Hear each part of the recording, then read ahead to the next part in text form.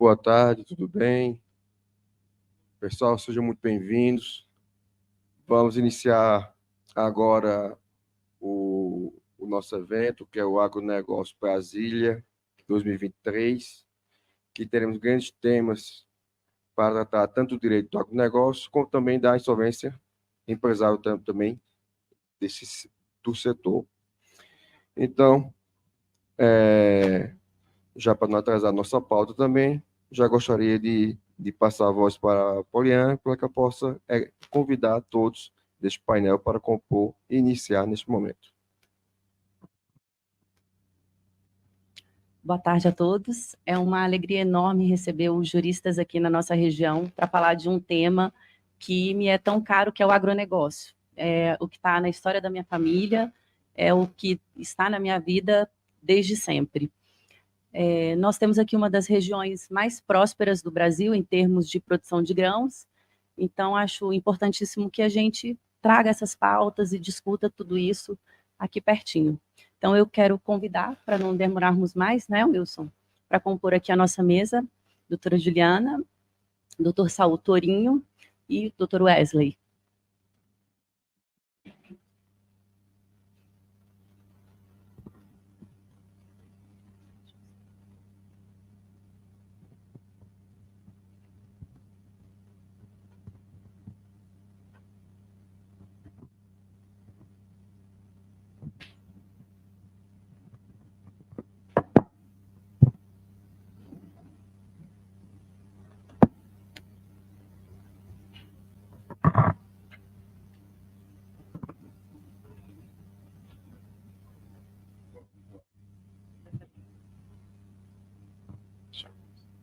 Bom, pessoal, boa tarde. É um privilégio estar aqui, extremamente honrado por esse convite, nessa feliz iniciativa que introduz um conjunto de temas absolutamente essenciais ao nosso tempo.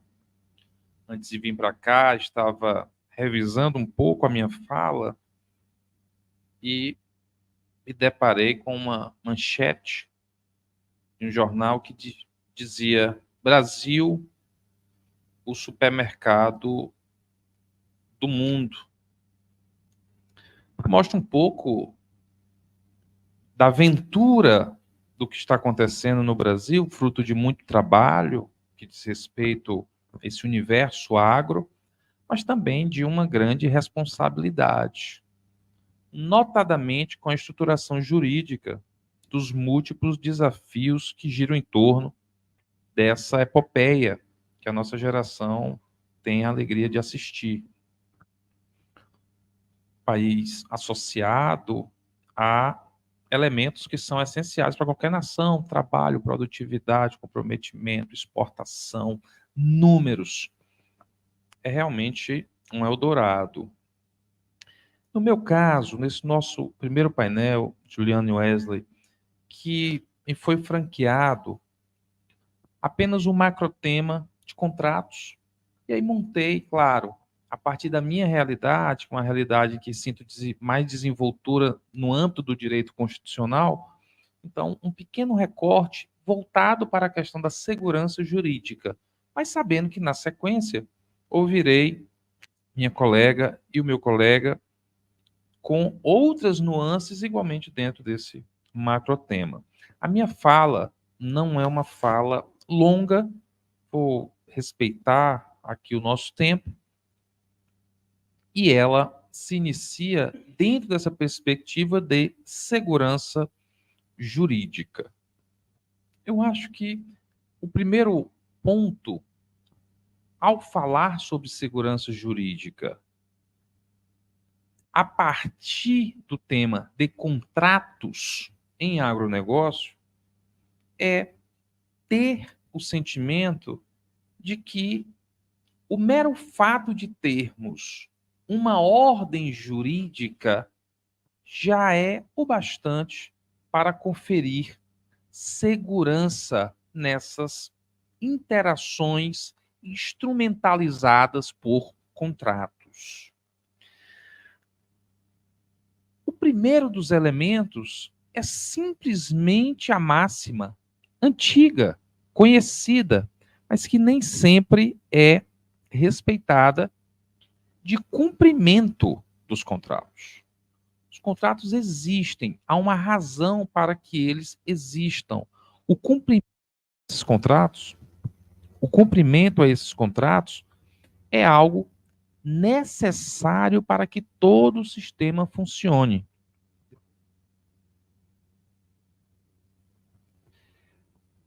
Para que todo o sistema funcione.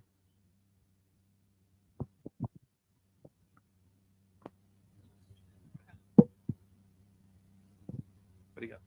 Para que todo o sistema funcione. Então, nós temos a necessidade, portanto, de emprestar credibilidade a esses contratos, ou de ter meios fáceis, simples, ágeis, de proceder ao natural enforcement desses contratos. A partir daí, nós temos um verdadeiro microsistema. A boa-fé, as relações contratuais, a possibilidade de execução desses contratos de uma maneira não embaraçada, de uma maneira não dispendiosa. A chance que você tem de, no bojo de contrato, trabalhar com as garantias. O fato de que esses contratos ensejam o surgimento de outras modalidades, de outros produtos. Veja o fenômeno dos seguros atualmente. Você poder desfrutar de um contrato no qual você conhece penalidades, você constitui multas, que são meios de reparar um eventual descumprimento. Tudo isso não reclama necessariamente a intervenção do Poder Judiciário, nem deveria. Você tenta fazer o que o mero fato de haver uma ordem jurídica que empresta credibilidade aos contratos, por si só consegue conferir ganhos de funcionalidade a esse ecossistema, sem precisar provocar o judiciário para isso. Não deveria ser apenas o judiciário, um terceiro a dizer cumpra-se um contrato. O próprio sistema foi feito para isso, desde que, claro, haja o cumprimento desses pressupostos, cujo primeiro é a boa fé. A partir daí, você tem outras dimensões da segurança jurídica nesse ambiente necessário de respeito a contratos. E a segurança jurídica aqui, ela se revela sob o primado conceitual da não surpresa. A parte contratante, a parte contratada, as pessoas que constituem avenças contratuais, elas não podem ser surpreendidas por elementos não previstos naquele contrato. Porque mesmo as intempéries, elas podem ser antevistas contratualmente. Há múltiplas formas de você equacionar o imprevisível. Você faz contratualmente. Aqui, a ideia da não surpresa, ela tenta trazer uma estabilidade. Mudanças repentinas de interpretação, de cláusulas contratuais, ou a redação de cláusulas lacunosas, ambíguas, ou a abolição de institutos jurídicos que foram forjados muitas vezes à luz do tempo, a partir de uma tradição, consolidou-se nesse universo do agro, dadas práticas, e de repente há uma descontinuidade abrupta disso, mudanças dessa prática. Tudo isso afeta a ideia de cumprimento contratual. Se você tem, portanto, um ambiente no qual você empresta credibilidade aos contratos, sem ter que ficar se valendo do Poder Judiciário a todo momento, porque você tem institutos jurídicos que permitem isso.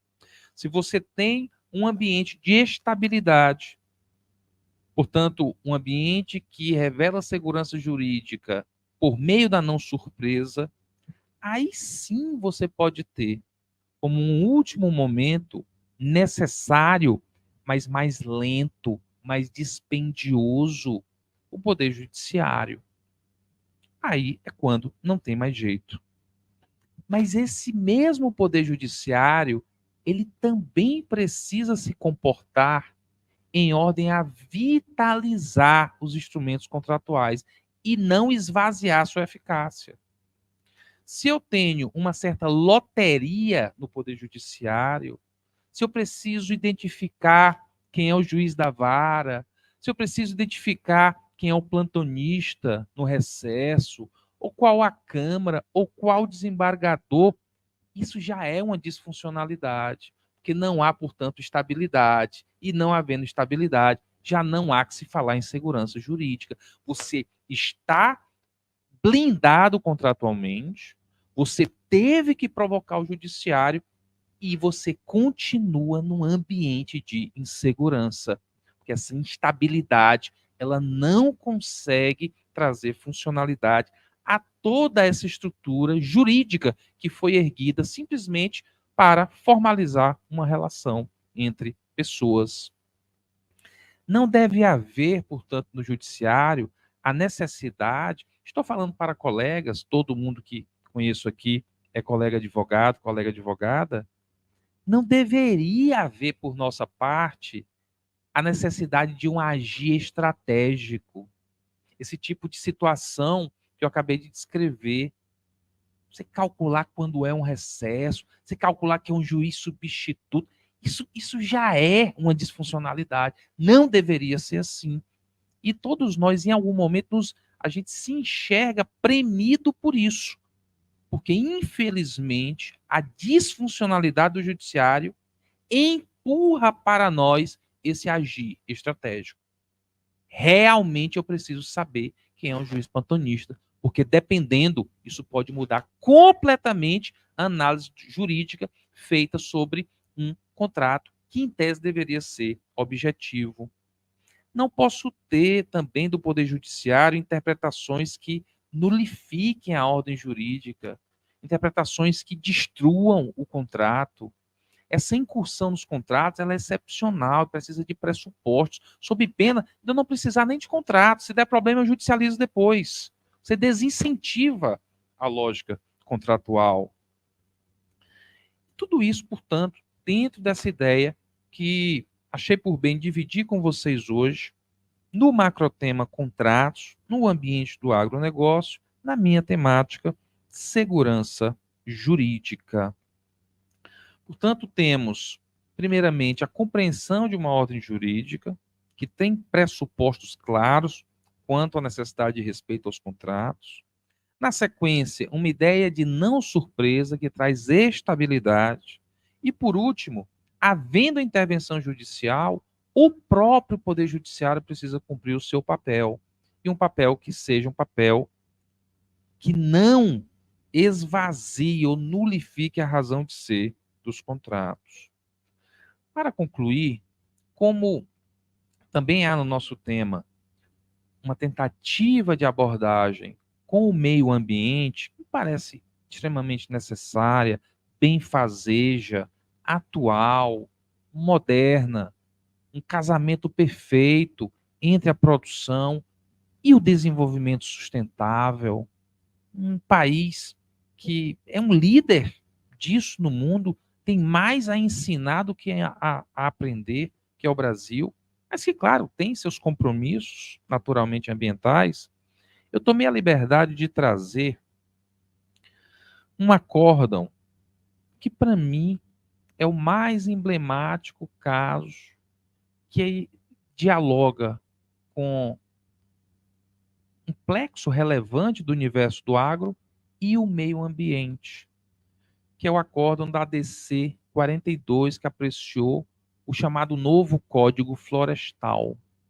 Nós tivemos um Código Florestal fruto de um diálogo extenuante entre todas as forças que orbitam em torno da produção no Brasil, notadamente produção agrícola.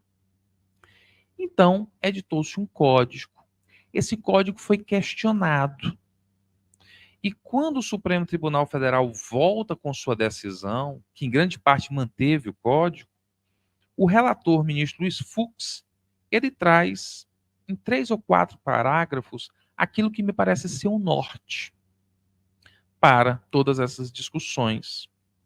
Eu vou me permitir apenas dividir com vocês apenas 3 trechos de um longo acórdão do Supremo nessa ADC 42. O ministro Fux, capitaneando a maioria do tribunal, diz: as políticas públicas ambientais devem conciliar-se com outros valores democraticamente eleitos pelos legisladores, como o mercado de trabalho, o desenvolvimento social, o atendimento às necessidades básicas de consumo dos cidadãos, comida, alimento, por exemplo.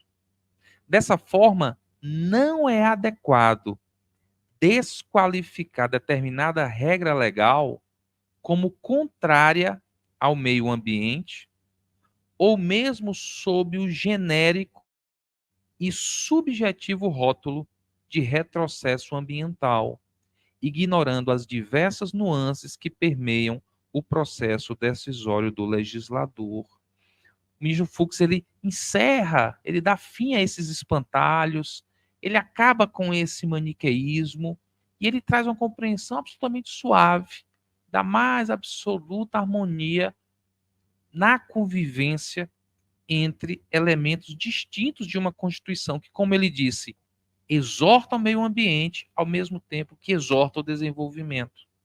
Ele prossegue: não se deve desprezar que a mesma Constituição protetora dos recursos ambientais também exorta o Estado a garantir a livre iniciativa, o desenvolvimento nacional, a erradicação da pobreza,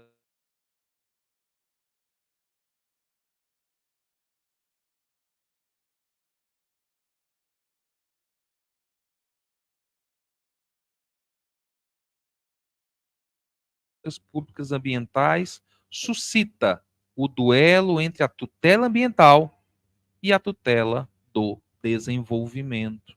É um acórdão emblemático do Supremo Tribunal Federal que manteve no ordenamento jurídico o Código Florestal, mas ao mesmo tempo que tratou a coisa com maturidade e com a consciência que o tema reclama. Essa, portanto, pessoal, agradecendo uma vez mais a honra do convite, foi a minha tentativa de equacionar as questões dos contratos com o agronegócio, também abordando uma temática ambiental e sua dimensão ambiental, mas a partir dessa perspectiva da segurança jurídica, me parece necessário para essa discussão. Obrigado, pessoal.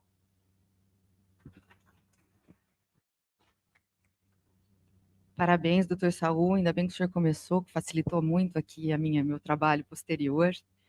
E antes de eu começar a falar, eu gostaria de agradecer, obviamente, o convite. Eu faço isso em nome da doutora Irine Tsurutsuglo, que é muito difícil falar o nome dela, mas eu vou chamar o senhor para repetir aqui. Mas, enfim, a nossa querida Irine, que foi quem me dirigiu o convite, mas eu também estendo os cumprimentos a esse lindo evento, num lugar extremamente inusitado, genial, achei genial a organização, gostei muito, e em nome da doutora Irine eu agradeço, enfim, a estar aqui e parabenizo os organizadores e os patrocinadores que têm fôlego ainda, né, para 2023, finalzinho, acabando o ano, ainda incentivar a troca de informação sobre o agronegócio. Eu digo o seguinte, que realmente o doutor Saul tem toda a razão em relação a dizer desse imbricamento de temas do agronegócio com o direito ambiental, e eu achei muito feliz a eleição desse tema, que são as relações contratuais no agronegócio, novos e complexos desafios e a análise ambiental do direito e do agronegócio. Por que eu acho importante esse tema e achei ele muito próprio? Porque não se fala de relações contratuais no agro sem que a gente tenha uma perspectiva multidisciplinar. não há possibilidade da gente analisar desafios sem falar da questão ambiental. Então, a única análise possível é relacionando esses temas e várias áreas do direito, né? Não só o direito agrário, não só o direito civil, não só o direito comercial, mas também o direito registral e o direito ambiental, para falar do mínimo, né? Fora do direito internacional, das exportações, enfim, tudo isso. E aí a minha perspectiva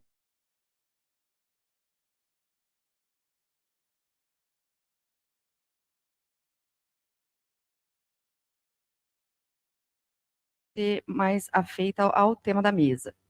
Então, o que é o cadastro ambiental rural? O cadastro ambiental rural é uma autodeclaração eletrônica que tem... É só isso aí, pode deixar ele por enquanto. Então, ele é uma autodeclaração eletrônica obrigatória em âmbito nacional para todos os produtores rurais do Brasil, e ele tem a intenção de integrar informações ambientais das propriedades e das posses, não só de propriedades e das posses. É registro público, e essa base toda de dados, ela tem a intenção de ser centralizada, e o Brasil é extremamente habilidoso em dispor tecnologia e organização em dados ambientais. Eu vou tentar mostrar isso, é por isso que eu trouxe os slides, para deixar isso um pouco mais visível. E ele tem, então, a partir desse instrumento de planejamento ambiental, ele tem condições de fazer controle, monitoramento, planejamento, não só ambiental como econômico, e também é um grande instrumento para combate do desmatamento. Ele foi criado pelo Código Florestal de 2012, ou seja, nós temos 21 anos,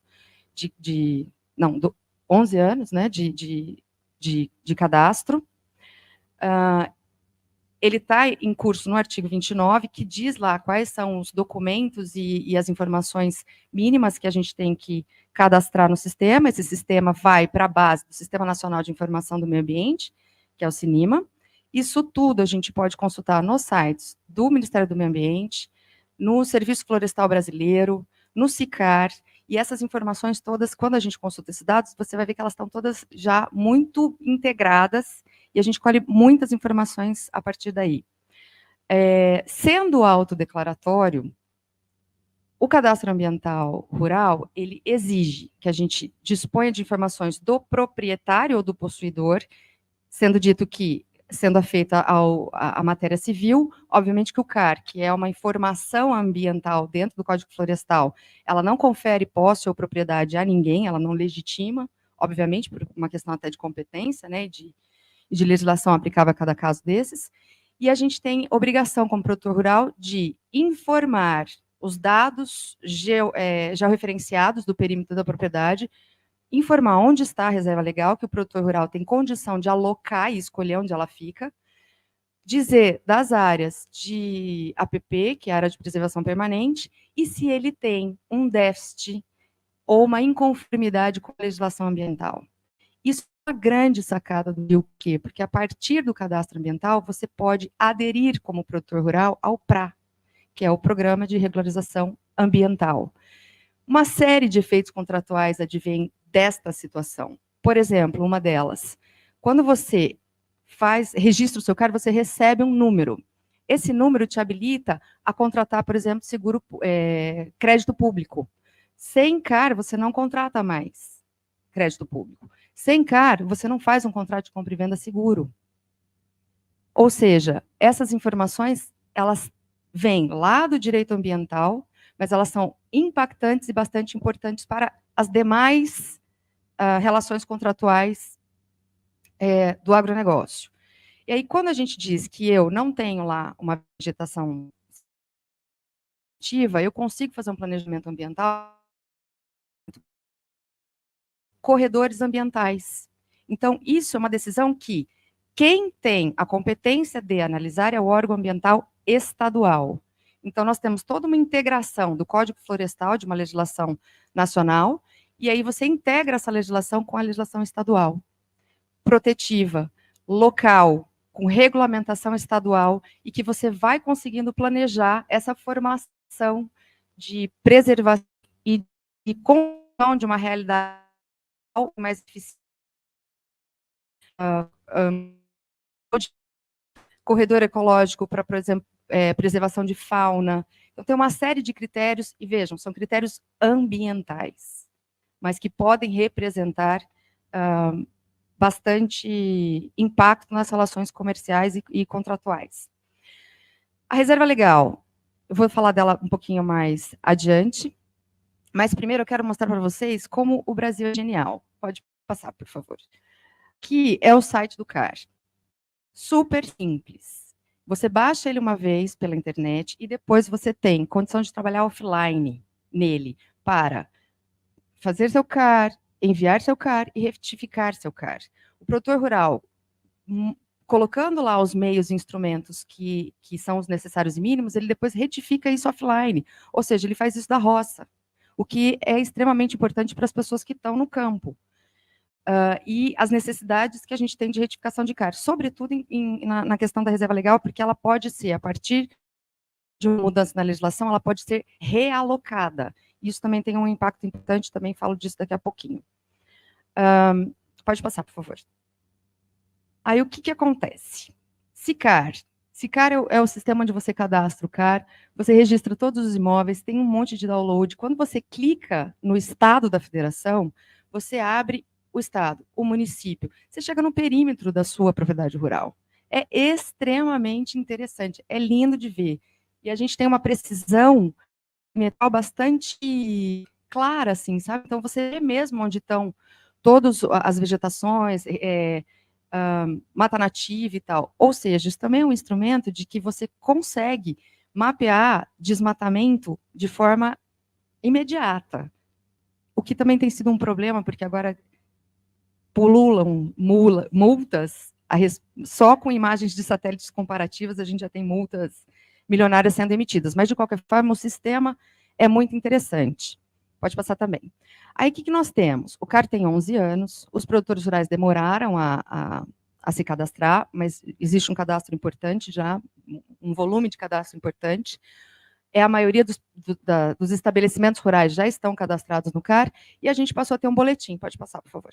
O boletim começou em junho de 2022, e o último boletim, pode passar, é de outubro de 2023. O que é interessante falar aqui?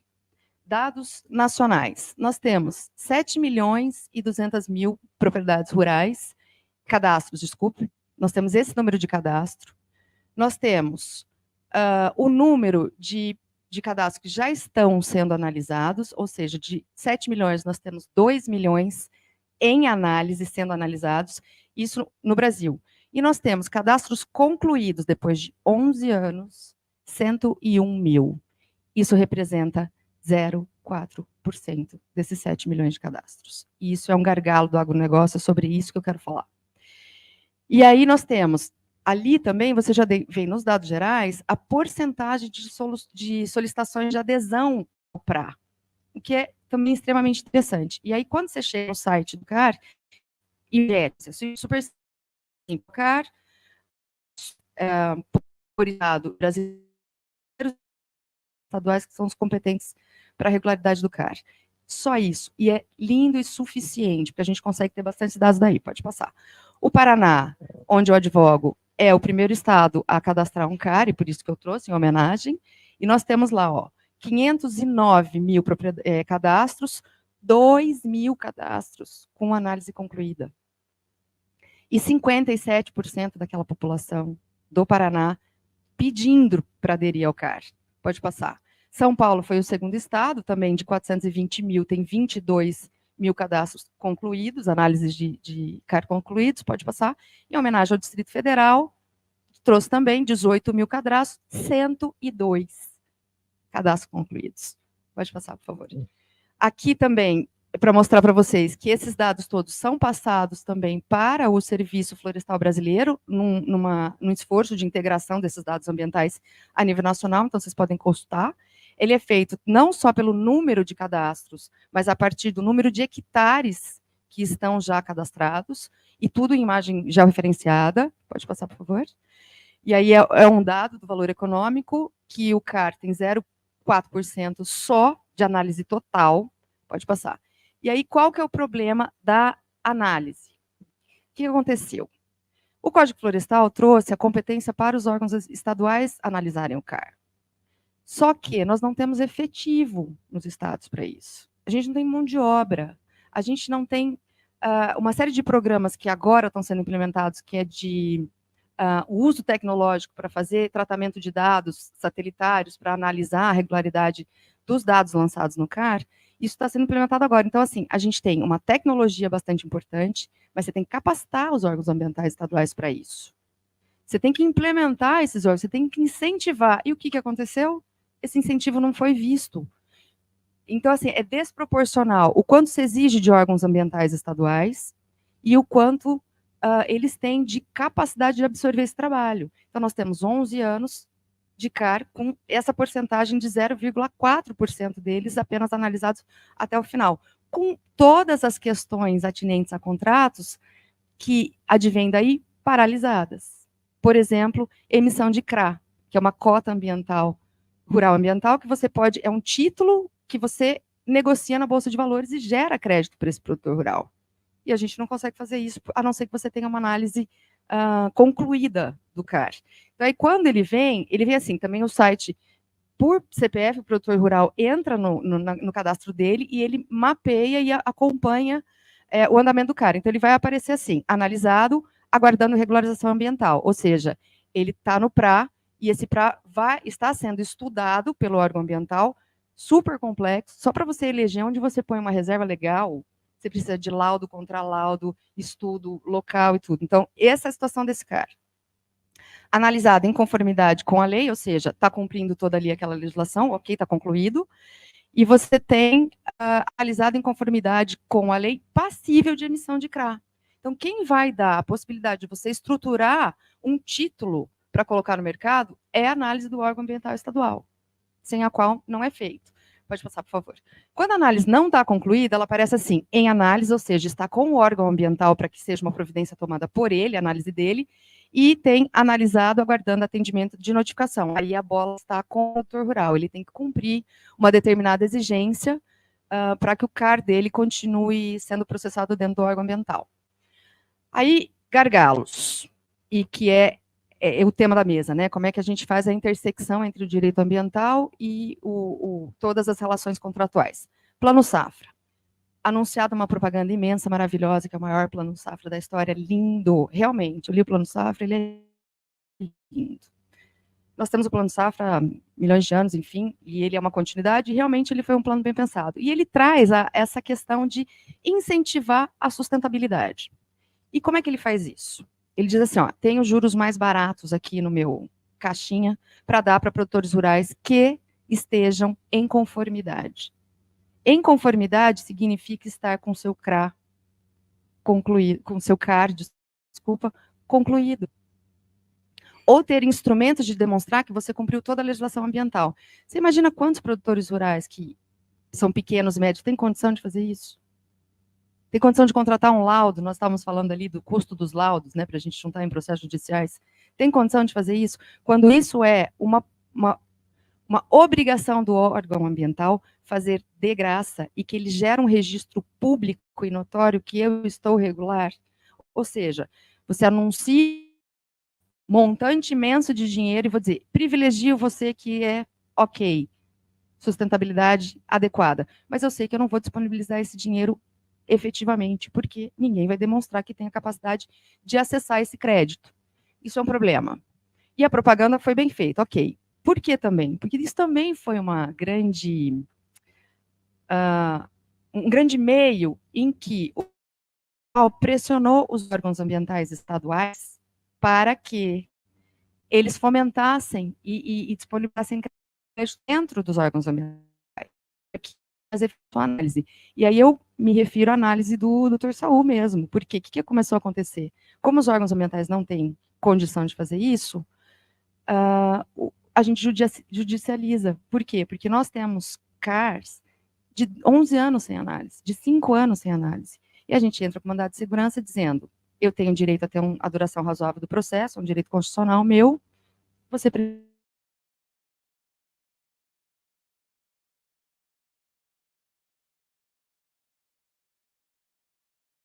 judicializar quando não se cumpre contratos por pura falta de boa-fé de um dos contratantes.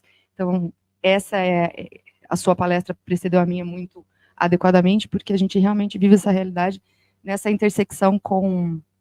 Pode passar, por favor. Entre esse tema. E um outro tema, que é um outro gargalo, que também vai impactar a análise do CAR, é o seguinte. Como disse o doutor Saul, o Código Florestal foi objeto de algumas ADIs, e houve 4 ADIs que foram reunidas a respeito do artigo 66 do Código Florestal, que fala sobre a compensação de reserva legal. O que isso significa? Aliás, os embargos de declaração desse julgamento dessas ADIs vai ser amanhã, e ela já está há 5 anos em julgamento. Significa que a partir de conceitos, que é usado pelo Código Florestal, chamado bioma, e nós temos um mapa de biomas no Brasil, Mata Atlântica, Amazônia, Cerrado, Pampas, enfim, são 5 biomas que nós temos no Brasil. Esse mapa existe, mas esse mapa tem um critério muito mais geográfico do que um critério que leva em considerações requisitos ecológicos ou ambientais para você dividir áreas. E para você fazer a compensação de uma reserva legal, você precisa demonstrar que, tirando essa reserva legal desta propriedade, eu posso pegar uma outra reserva legal de uma outra propriedade rural que tem um excedente, por exemplo. Isso gera contrato, isso gera dinheiro, isso gera negócio. Isso tudo está parado em função da falta de segurança jurídica, doutor Saul, como o senhor bem disse, porque nós não temos clareza sobre conceitos. E os embargos de declaração, eles justamente têm a pretensão de esclarecer quais critérios a gente vai usar para bioma, que o Código Florestal adota, que tem um critério geográfico, e identidade ecológica, que foi uma invenção deste julgado. Ou seja, uma invenção não, foi uma expressão cunhada no julgado, para ser mais respeitosa com o termo, mas que tem uma extrema discussão conceitual entre biólogos, geógrafos, enfim, das pessoas que falam desta questão, né, que não é do direito essa questão, esse conceito não é um conceito jurídico, esse é um conceito ecológico. E como é que você traz isso num julgamento que interpreta o código que usa um outro termo? Isso vai fazer com que toda a legislação de 17 estados da federação que já a formaram, regulamentando o Código Florestal, tenha que ser revista, tenha que ser refeita. Vários casos vão ter que ser refeitos. Ou seja, é um retrabalho e é uma paralisação de negócios e de relações contratuais em função da absoluta insegurança jurídica de conceitos que a gente não consegue ter esclarecidos e como é que a gente vai aplicá-los nas relações contratuais. Então, para terminar minha fala, eu digo que, para que a gente... Pode passar. Enfim, pode passar. E aí, para que a gente consiga ser, essas palavras são do ministro do MMA, do Fávaro. Não, ele é... E aí, é isso aí. Para que a gente consiga ser campeão de produção e de preservação, a gente precisa de segurança jurídica, de clareza em conceitos. Precisamos ter profissionais capacitados e habilitados dentro de uma perspectiva de formação multidisciplinar, e a gente precisa de tecnologia, que é um grande braço para que a gente consiga implementar políticas públicas no setor, no meio ambiente, e que elas vão resvalar em segurança jurídica das relações contratuais como um todo dentro do ambiente do agronegócio. É isso.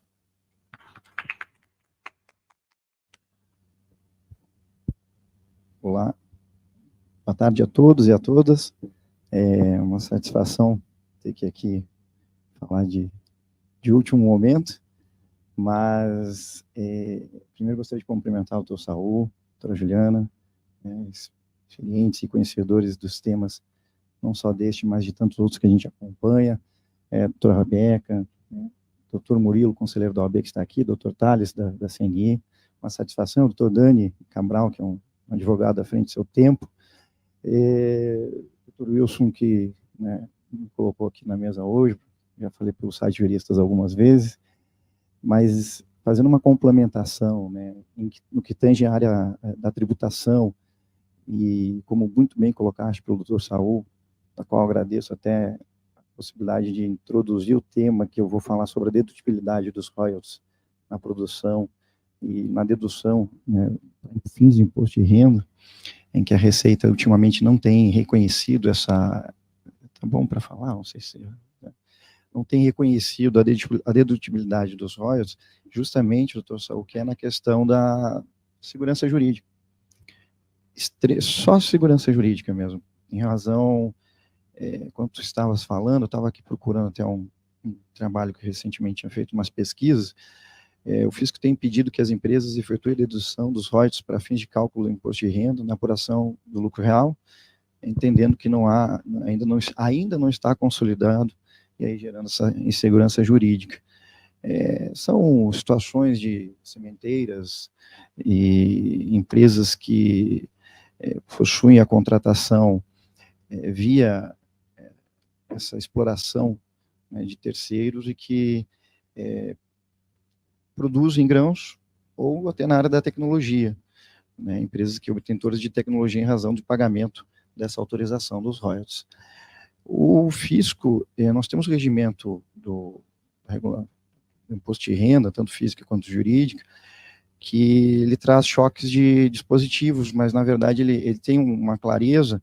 Entretanto, o pessoal do agro tem reclamado muito sobre isso, que é a questão do regimento do imposto de renda, né, de 2018, o artigo 362, ele diz que a dedução das despesas com royalties será admitida quando necessárias para que o contribuinte obtenha a posse, o uso ou a fruição do bem ou o direito que produz. E aí ele fala que uma série de situações que não são dedutíveis, né? Os royalties pagos a sócios, pessoas físicas ou jurídicas, ou a dirigentes que empresas e a seus parentes ou dependentes.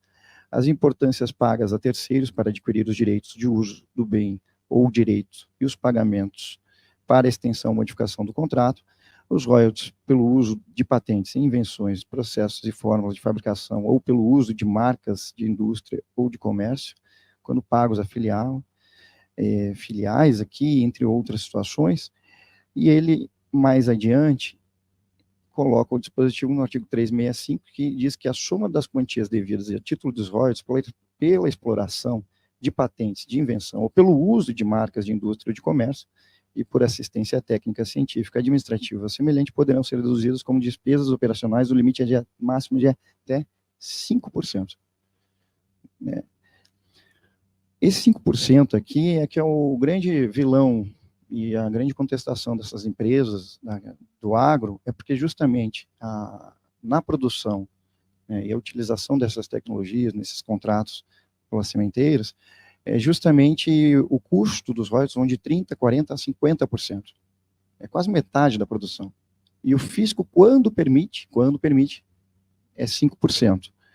Mas, na grande maioria, não está permitindo, em razão de que tem entendido a Receita que aquela despesa seria só a distribuição dos valores a título dos royalties para sócios, ou pagamentos, né?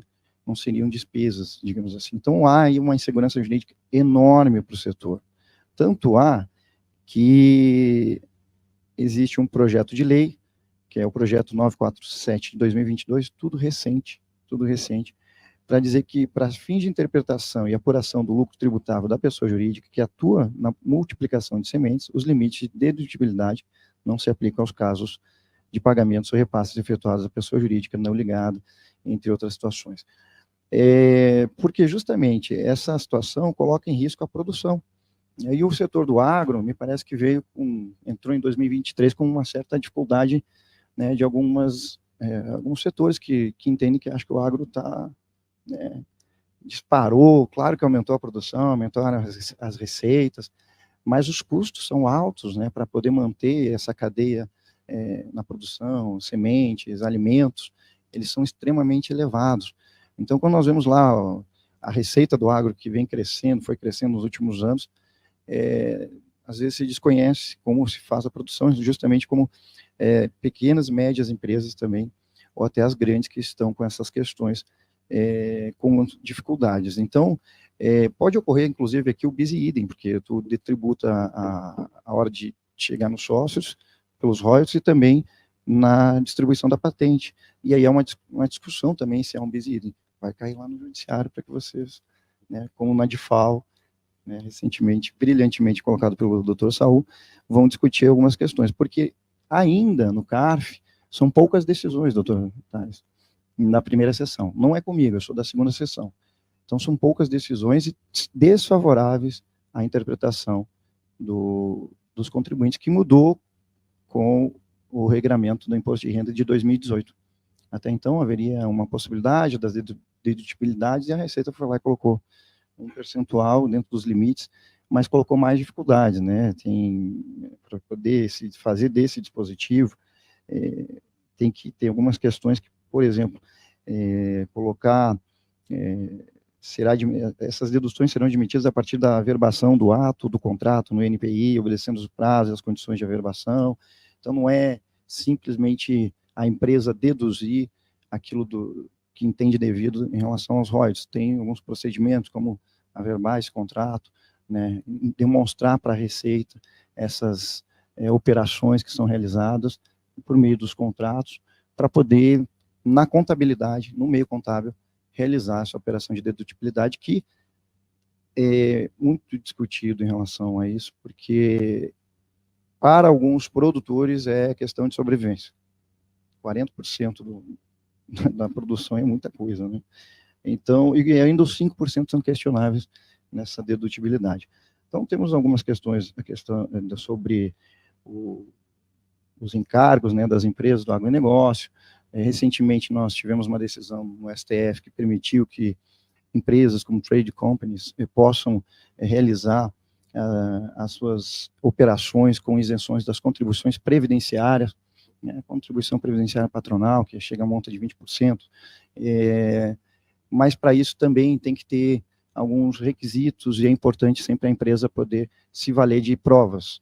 Quando nós chegamos, principalmente no CARF, além do Poder Judiciário, o julgador administrativo, ele não tem a liberdade de achar que aquela autuação justa ou injusta. Ele tem que aplicar objetivamente a lei. E, às vezes, há talvez não digo no conhecimento, mas um inconformismo em relação a isso, de alguns advogados, empresas, que acham que o CARF tem que fazer justiça fiscal e tributária. Mas, quando o colegiado, quando o julgador só pode aplicar a lei, não lhe é permitido, né, fazer justiça. Ele tem que aplicar a lei, senão ele pode perder o mandato. Justamente, não é permitido no CARF discutir inconstitucionalidade ou ilegalidade de lei.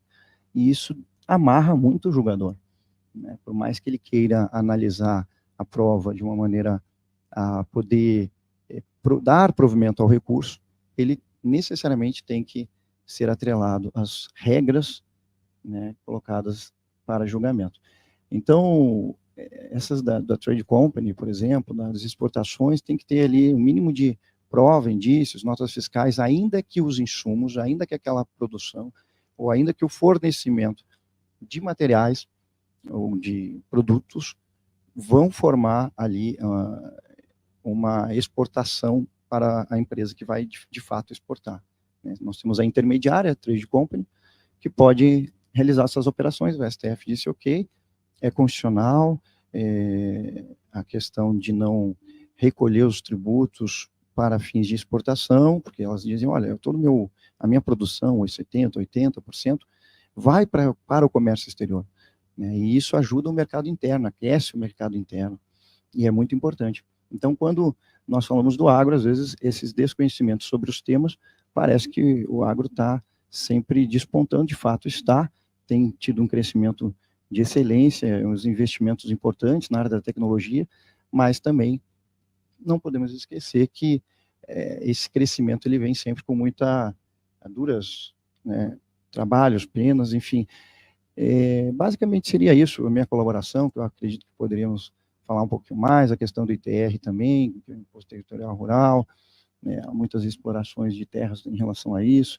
Eu ia até para fazer uma pergunta, se na questão do CAR ali, né, eu não sei se os municípios também estão ajudando com as suas secretarias de meio ambiente, se eles podem fazer algum convênio para melhorar esses cadastros, ou ajudar os produtores a atualização desses cadastros, né, quais seriam esses benefícios.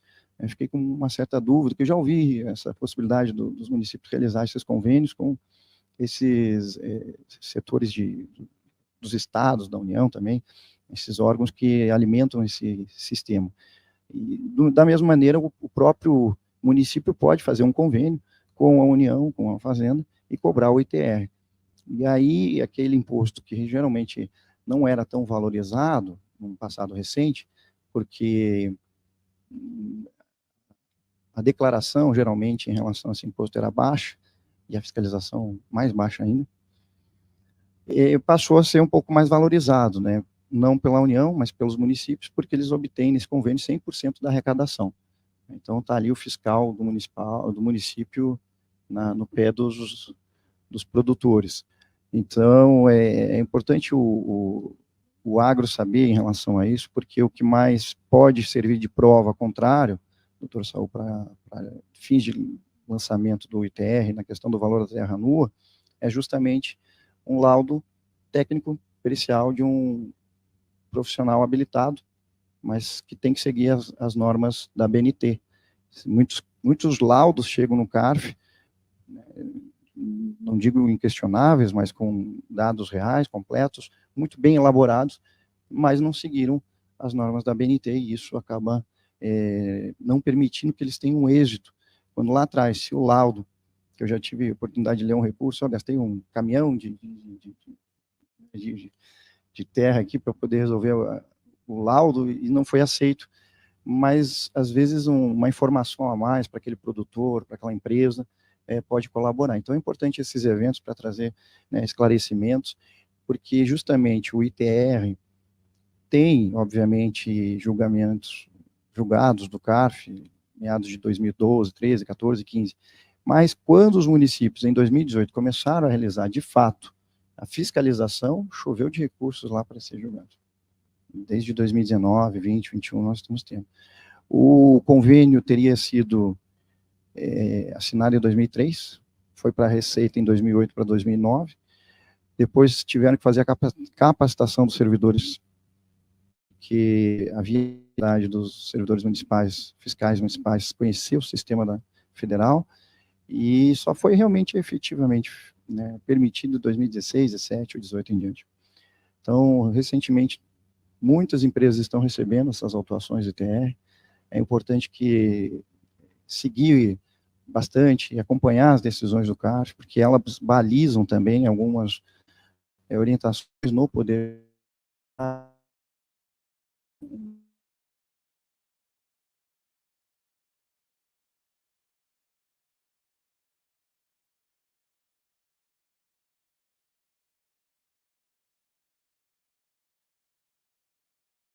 Primeira sessão, que é imposto de renda pessoa jurídica, eu não estou. Então, é a especialização da especialização. Quando precisar pegar alguma informação, a gente acessa o CARF, que ali está todo as matérias, notícias, para que vocês possam subsidiar. Acho que fica aí a minha colaboração em relação ao tema.